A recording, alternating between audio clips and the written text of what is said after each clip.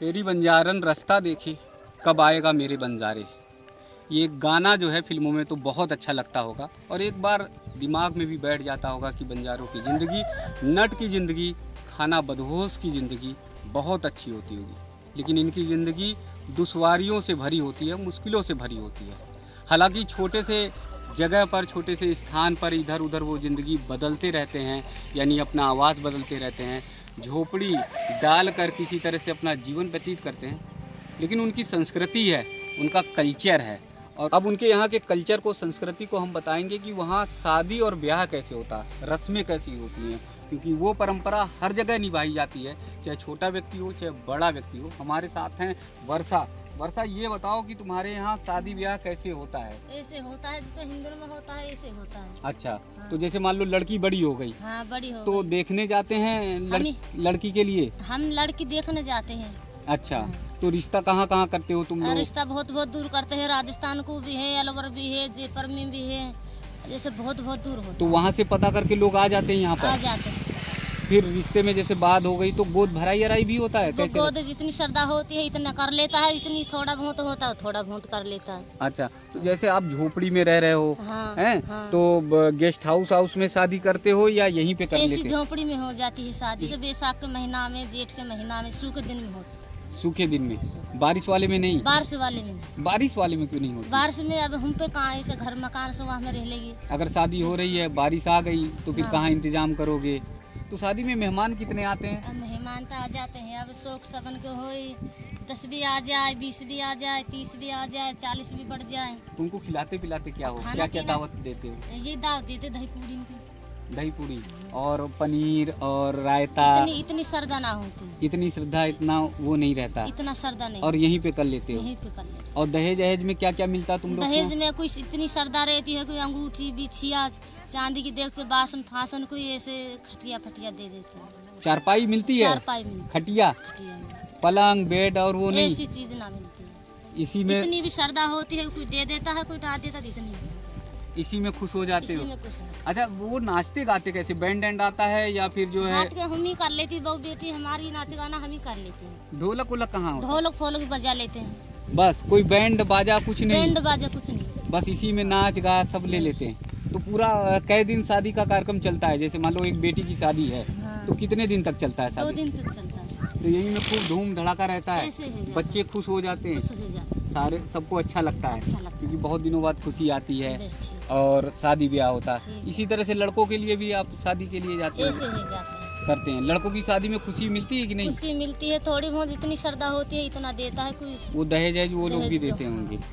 रजाई फजाई सब काम। जिस प्रकार से इन लोगों का जीवन शैली है, उसी प्रकार से उनकी खुशियाँ भी हैं। छोटी अगर ज़रूरतें हैं तो छोटी खुशी है, और उस छोटी खुशी को ही ये लोग बड़ी खुशी में परिवर्तित कर देते हैं। बताते कि बैंड बाजा नहीं है, लेकिन यही लोग धूम धड़ाके से, मस्ती से ढोल पे नाचते हैं, और उनको उसी तरह से बड़े बैंड बाजा की ही तरह आनंद मिलता है, खुशी मिलती है। और उसी कल्चर में वो अपनी शादी ब्याह, अपनी सारी खुशियाँ सब कुछ मनाते हैं। आज मैं आप सबको दिखाऊंगा कि इनके जीवन की शैली कैसी है, ये रहते कैसे हैं, इनका रहन सहन कैसा है, और इनका घर और मकान कैसा होता है, और इन्हें किन किन दुश्वारियों से, किन किन मुश्किलों से जूझना पड़ता है। जहाँ बड़े बड़े मॉल बने, जहाँ बड़े बड़े हाईवे बने, जहाँ बड़े बड़े ओवर ब्रिज बने, एक बार अगर शहर के तरफ आपका नज़रिया जाएगा, आपका दिमाग घूमेगा, तो आप देखोगे कि बहुत कुछ बदला हुआ दिखाई देगा। लेकिन अगर बंजारों की तरफ आप आएंगे, नट की ज़िंदगी की तरफ आएंगे, तो कुछ भी नहीं बदला। ये बिना लाइट के रहते हैं, ये बिना पानी की कोई इनके यहाँ सुविधा नहीं है, खाने पीने की भी बस रोज़ कमाना, रोज़ का खाना यानी मांग कर ये लोग खाते हैं। कभी दावत मिल गई तो दावत में चले जाते हैं, लोगों ने बुला दिया तो बस उसी में। आपको इधर मैं दिखाता हूँ कि ये देखिए इनका घर है, और ये थोड़े से बर्तन हैं, ज़रूरत के सामान के बर्तन हैं। इन्हीं बर्तन से ये अपनी ज़िंदगी गुजर बसर करते हैं।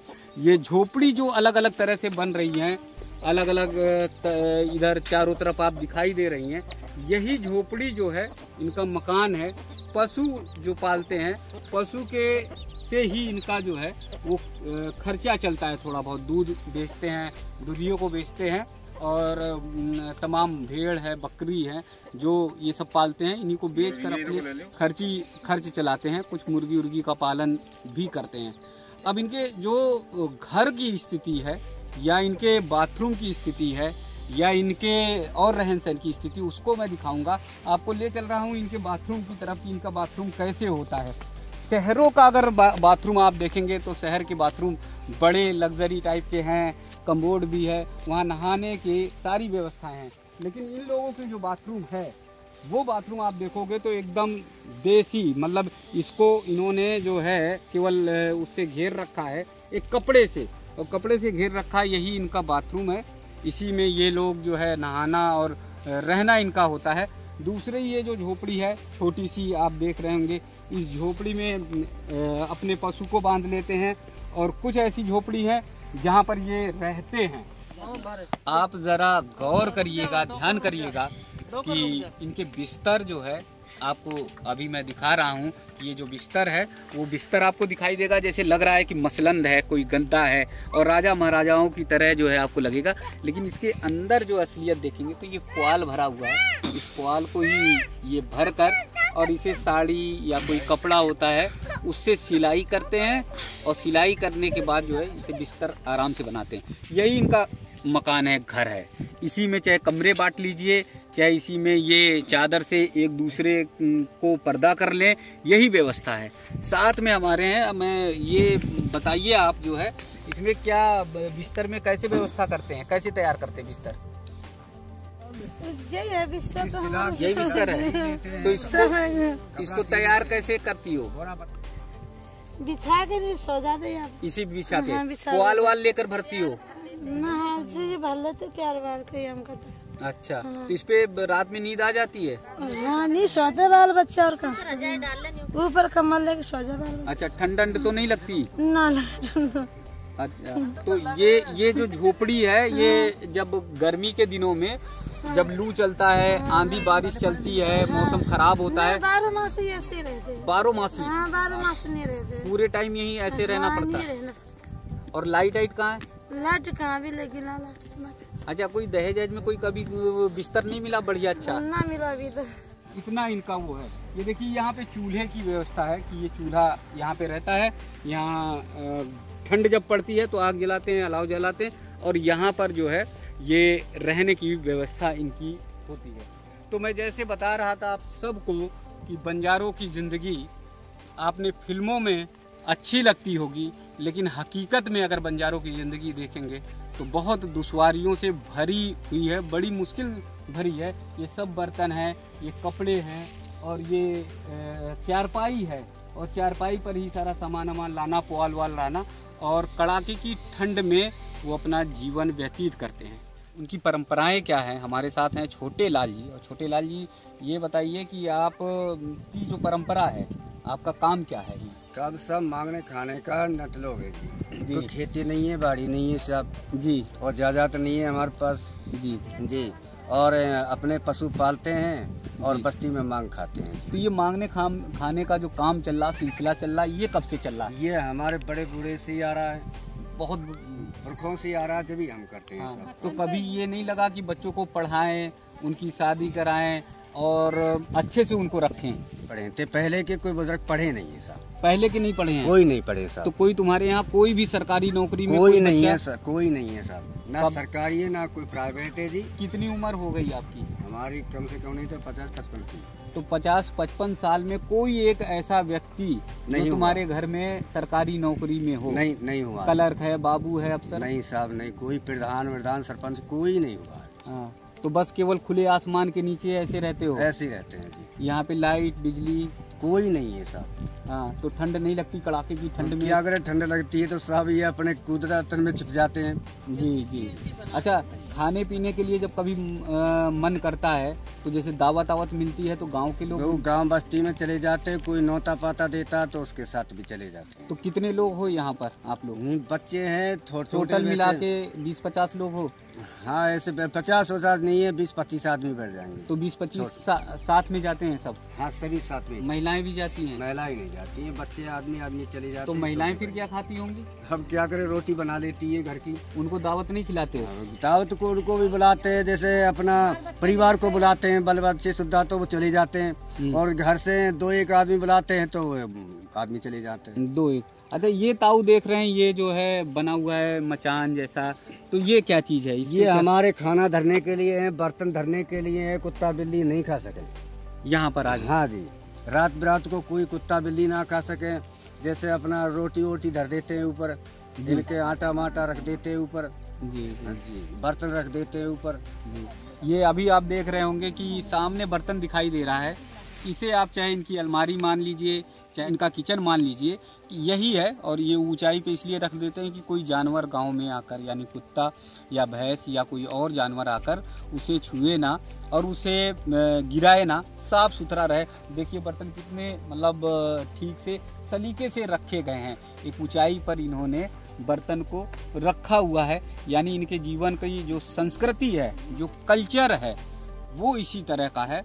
और छोटे लाल बता रहे हैं कि 50 साल की उम्र हो गई, 50 साल में तो वो इसी तरह से जिंदगी व्यतीत करते चले आ रहे हैं। लेकिन ये आपको ध्यान रखना होगा कि ये कोई आदिवासी इलाका नहीं है, ये कोई बहुत दूर जो है कहीं रूरल में, कहीं क्षेत्र में, पहाड़ी इलाका या फिर कहीं जंगल में, तलहटी में, ऐसा इलाका नहीं है। जो नज़ारा आप देख रहे हैं, ये मैं बार बार इसलिए इंगित कर रहा हूँ, बार बार आपको इसलिए ध्यान दिला रहा हूँ कि ये जो क्षेत्र है, इलाका है, ये दिल्ली से मात्र 150 किलोमीटर की दूरी है।